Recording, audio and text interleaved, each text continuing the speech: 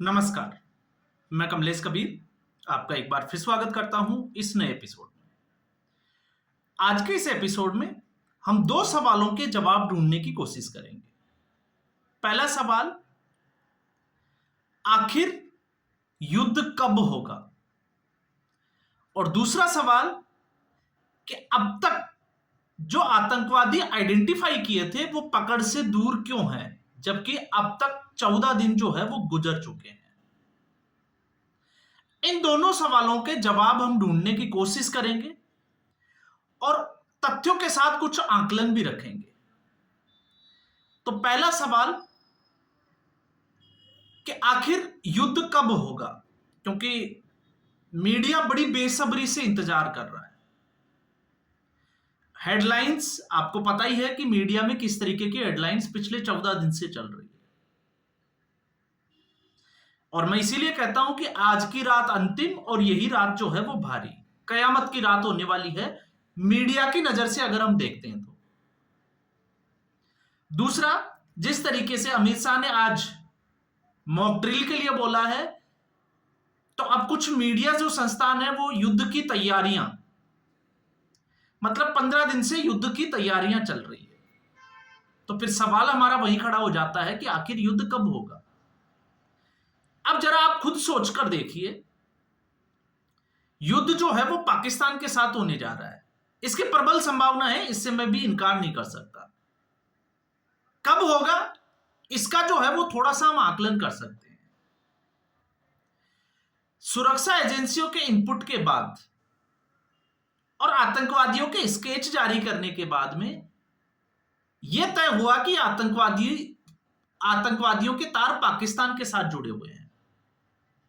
तो हमले की बड़ी वजह आतंकवाद।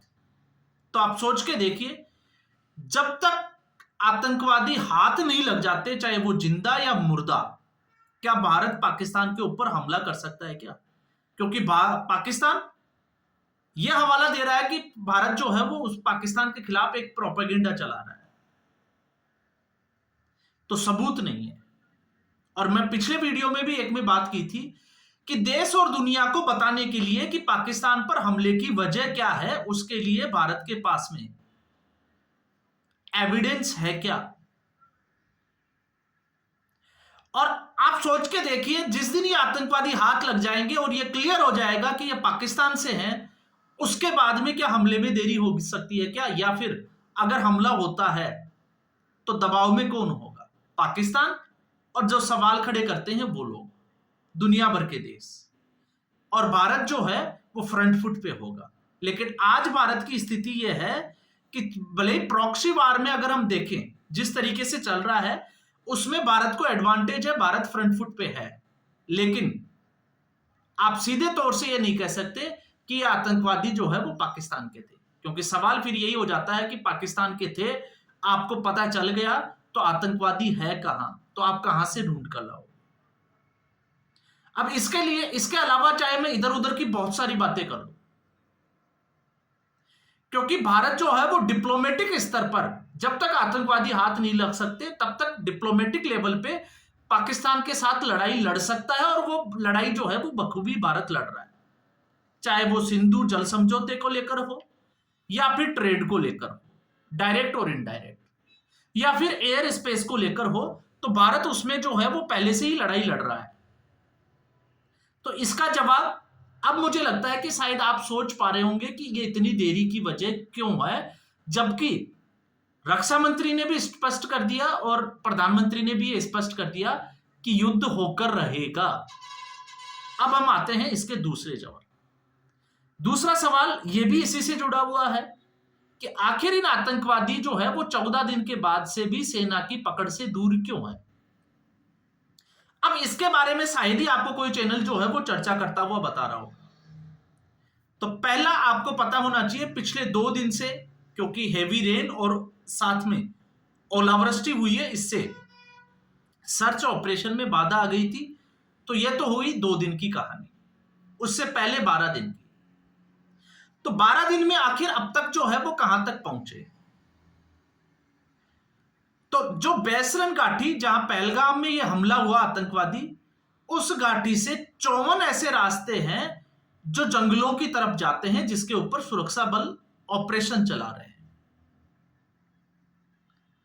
और यहां पर आपको समझ में यह भी आना चाहिए, क्योंकि ये घने जंगल है और उसमें से भी कुछ ऐसे रास्ते हैं 20 से 25 जो घने जंगल से होते हुए पहाड़ों, और पहाड़ों की ऊंचाई ज्यादा है और प्राकृतिक गुफाएं भी होने का पूरा अनुमान है कि उन पहाड़ों में प्राकृतिक गुफाएं हैं जो कहीं ना कहीं आतंकवादियों के लिए एडवांटेज के रूप में है, वो वहां छुपे हो सकते हैं।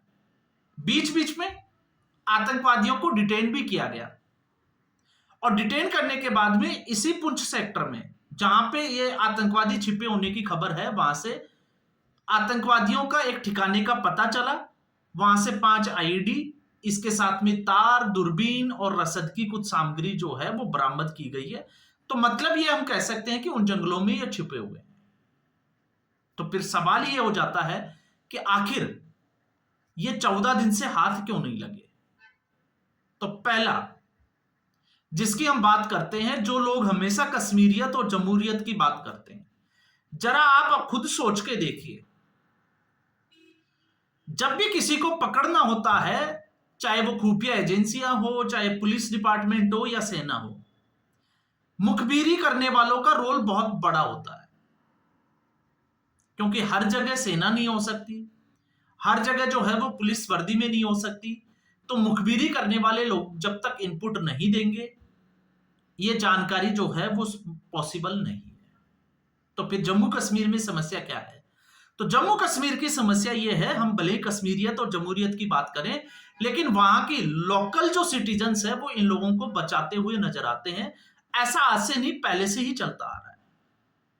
ये तो धारा 370 के हटने से पहले तो सबने देखा कि किस तरीके से आतंकवादी को पकड़ने के बाद में जम्मू कश्मीर की पब्लिक पथराव कर देती थी सेना के ऊपर। तो सेना को आज भी जम्मू कश्मीर की जनता जो है वो अपनाने से इनकार करती है। तो ये सबसे बड़ा अवरोध का एक कारण है कि आखिर इन लोगों की पहुंच तक सेना जिसको कहें कि दूर क्यों है। दूसरा, आपको पता होगा जिस दिन ये हमला हुआ था उस दिन भी हमने इसकी बात की थी कि ओवरग्राउंड जो वर्कर्स हैं, जो टट्टू चलाने वाले हैं, जो दुकानें चलाने वाले हैं या जो होटलें चलाने वाले हैं, उनके शामिल होने के बिना या उनकी जो है जिसको हम कहें कि इस हमले में वो शामिल है या नहीं है, उसकी जांच होनी चाहिए। और जब एनआईए और एजेंसियों ने इसकी जांच की तो पुख्ता जो है वो इनपुट मिले, और इस इनपुट के बाद में खबर ये थी कि इस हमले में 5 से 7 आतंकवादी शामिल है, लेकिन 3 के स्केच जारी किए जिनके ऊपर 20-20 लाख रुपए का इनाम भी जारी किया है। एक हासिम मूसा, जो आपको पता होगा पैरामिलिट्री फोर्स का, पाकिस्तान की पैरामिलिट्री फोर्स से अभी रिजाइन नहीं किया, लेकिन लश्कर तैयबा से पिछले साल से जुड़ा हुआ है। दूसरा, वो भी ताला भाई या अली भाई उसका नाम है, वो भी पाकिस्तान से है। तो 2 पाकिस्तान के आतंकवादी और एक अनंतनाग का आदिल हुसैन, इन तीनों के स्केच जारी किए गए। तो आदिल हुसैन वो तो स्थानीय है, और स्थानीय लोगों का, अब आप जो है वो अगर आप सेकुलरिज्म का पाठ पढ़े हुए हैं तो आप मेरे को कोस सकते हैं कि हम जो है वो विद्वेष फैला रहे हैं। ये विद्वेष नहीं है, हम यहां हिंसा की बात नहीं कर रहे हैं कि कश्मीरियों के साथ हमारा झगड़ा है। हम बात कर रहे हैं सावधानी की, हम बात कर रहे हैं सतर्कता की, कि किस पर विश्वास किया जा सकता है और किस पर विश्वास नहीं किया जा सकता है। क्योंकि पहलगाम का हमला जो है वो सीधे तौर से हमला नहीं, ये आप लोगों के साथ धोखा है, आपके विश्वास के साथ धोखा है। वो लोग उस ऊंचाई तक गए क्यों, जिस जगह को मिनी स्विट्जरलैंड कहा जाता है? क्योंकि वो विश्वास में आ गए, धोखे में आ गए। क्योंकि पुलिस प्रशासन की कोई मंजूरी नहीं थी, सेना ने वो रास्ते जो है वो पहलगाम के लिए खोले नहीं थे, तो उसके बावजूद उस ऊंचाई तक उनको ले जाया गया। क्यों ले जाया गया? क्योंकि आप लोगों ने उनके ऊपर विश्वास किया, और वो भी जम्मू कश्मीर जैसे क्षेत्र में, इसलिए वहां पर धोखा हुआ। तो यहां पर अभी भी जो है वो भारत के साथ विश्वासघात किया जा रहा है कुछ स्थानीय लोगों के द्वारा, जो इन आतंकवादियों को रसद जो है वो सामग्री उपलब्ध कराते हैं, और इनके रिहायशी इलाकों में आने के बावजूद जो है वो सेना या प्रशासन को जानकारी नहीं दे रहे हैं।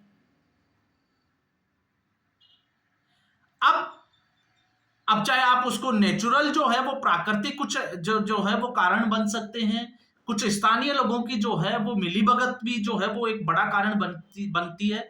और इस कारण से अभी तक सेना जो है वो इन आतंकवादियों से दूर है। और जब ये सेना जो है वो इस लिंक को तोड़ने में कामयाब हो जाएगी, मतलब हम कह सकते हैं कि उस हद तक पहुंच जाए कि वो लोग जो है वो रिहायशी इलाकों में या जम्मू कश्मीर के लोगों के साथ में टच में ही ना आ पाए, तो ऐसी स्थिति में प्रबल संभावनाएं बन जाएगी कि उसके बाद में आतंकवादी बहुत जल्द जिंदा या मुर्दा जो है वो सेना के हाथ लग जाएंगे। और जिस दिन ये सेना के हाथ लग जाएंगे और ये क्लियर कट हो जाएगा कि ये लोग पाकिस्तान के हैं और एक इनके जिसको हम कहें कि सेना के पास प्रमाण हो जाएगा, आप मान के चलिए उसके बाद बहुत ज्यादा समय जो है वो पाकिस्तान के ऊपर हमले के लिए भारत सरकार नहीं लेने वाली है, यह आप तय मान के चलिए। तो इसलिए मुझे लगा कि मीडिया का एक वर्ग जो भ्रमित करने के लिए लगा हुआ है उससे भ्रम में ना पड़े। कयामत की रात ऐसी कुछ नहीं होने वाली है। जो चल रहा है वो आप सबकी नजर में है। तनाव जो है वो जोरों से है।